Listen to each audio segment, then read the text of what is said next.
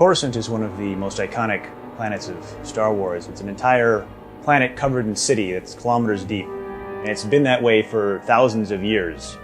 So it's got a lot of history, and it has a massive amount of infrastructure, and just millions and millions of people live here and go about their daily lives.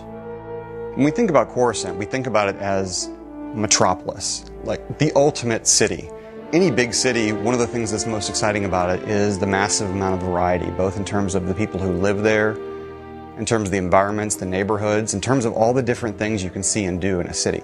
So it was really important to us in developing Coruscant. Like, this isn't just a city, it's a city world. And that's why we had to create just a massiveness and a depth and a vastness that you would almost get there and be astounded and feel small the first time you walked into Coruscant. In designing Star Wars worlds, you always start with something true to life. And you change it just a bit. Now, the difference between Coruscant is, like, you're not changing it just a bit, you're changing it a lot. You're going the distance both directions. Whereas you might have, 50 stories on a building. What would that building look like if it was 1,000 stories? What would the Senate look like 3,000 years prior to the prequels? So there is a little bit of pulling elements from the movies, a little bit of pulling elements from the artistic ideas that some of the other artists have had. But then taking those elements and marrying them into stuff that exists in real life and stuff that has been already established in the KOTOR franchise. Some of the first major differences with Coruscant over any other planet, the obvious ones are there's absolutely no terrain on this planet. Zero.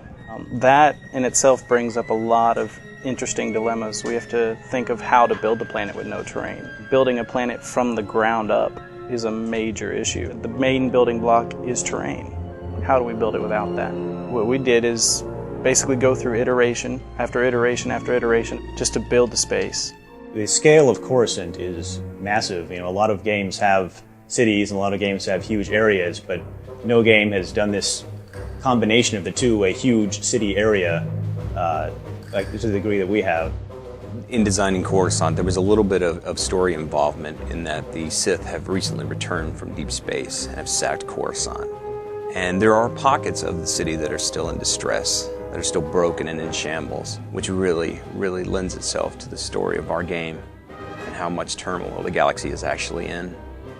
The stories that take place on Coruscant really introduce the players to the greater galaxy. They introduce the player to the role of the Jedi in the greater galaxy, the role of the Republic in the greater galaxy, the state of the Republic in the greater galaxy. And you're going to get caught up in stories that deal with Republic politics and, backstabbing and maneuvering within the Senate Tower. You might be at the top of the planet where it's seeing skyline, it's very pretty, you see sunset. As you travel further below the city, you might go down to the first level down and it's a little bit dirtier. There's going to be a little bit more everyday travel. The next step might be to where you're ending up in a mob-ruled area where potentially this planet at one point was bombed. We all know that. Further down, there's going to be complete gang warfare. What we wanted to do was add a little bit of the Coruscant that you hadn't seen yet. What powers these huge buildings, these buildings that stretch, kilometers into the sky? Where's the electrical system? Where's the plumbing? Where's the sewages? The sewage systems. Those kinds of things you've never seen.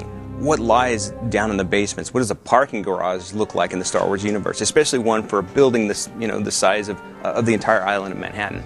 So it was taking those ideas, taking those worldly sort of ideas of New York and turning them on their ear, really going the distance, dropping it way down, building it up way high, and making certain that we're giving the player a chance to see things that they've never seen in Coruscant before.